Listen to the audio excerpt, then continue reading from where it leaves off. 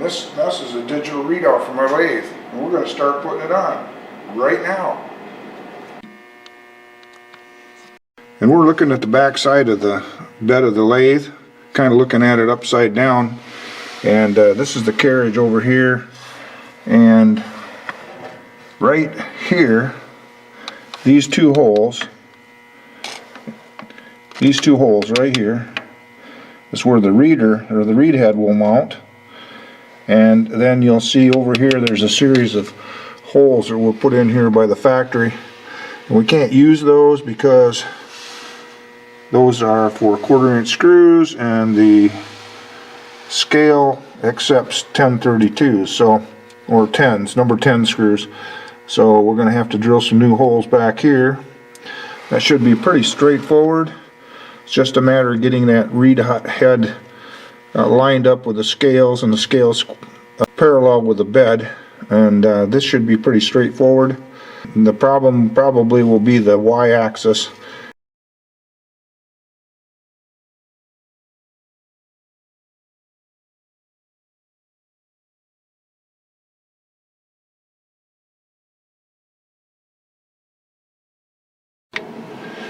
Okay, so now what we need to do back here on the x-axis is we need to mount this, which is my carriage, and adapt it to the reader down here. So we have to come up with some kind of a arrangement here to connect this with this and still have the reader head, you know, free floating in its scale.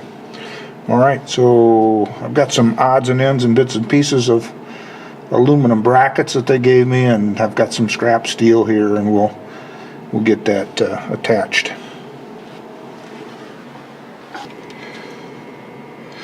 Okay, here's the first bracket. This is one of the brackets that came with the scale, and we'll be able to use this, and the first step will be to bolt that on here underneath the read head. And then you see up above that bracket, I'll make another bracket that comes down from the carriage and fastens to the aluminum bracket. Alright, so let's get started on that.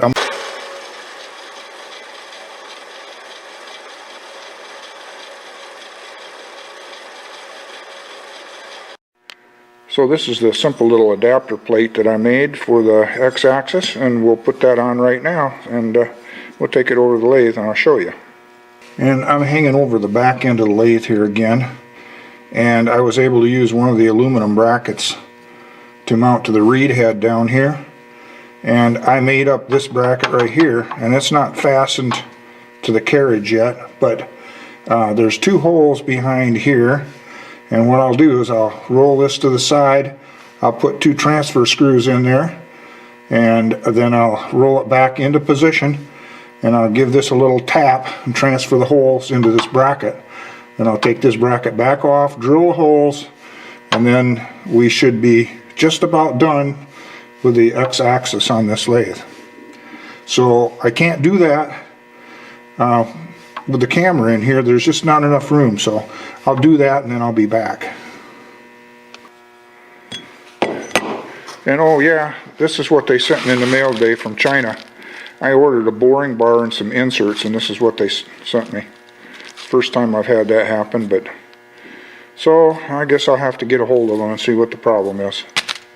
Looks like some kind of a hand stamp with a fancy logo on it. Ink, chunk, ink, chunk. Okay, over to the lathe. This is what I came up with for the mounting on this x-axis. So again, I used the aluminum bracket that was supplied. This is the reader head down here, and this bracket's screwed directly onto the reader head, and then this bracket comes up to here where this is the homemade bracket that I made. It bolts onto my carriage, and yeah, so everything's lined up and slides up and down the scale there pretty well.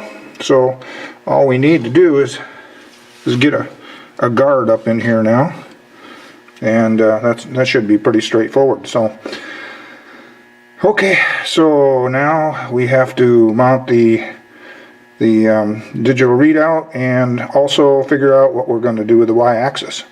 Thanks for watching, and subscribe if you're so inclined, and we'll see you on the next one. This is Mike, signing out.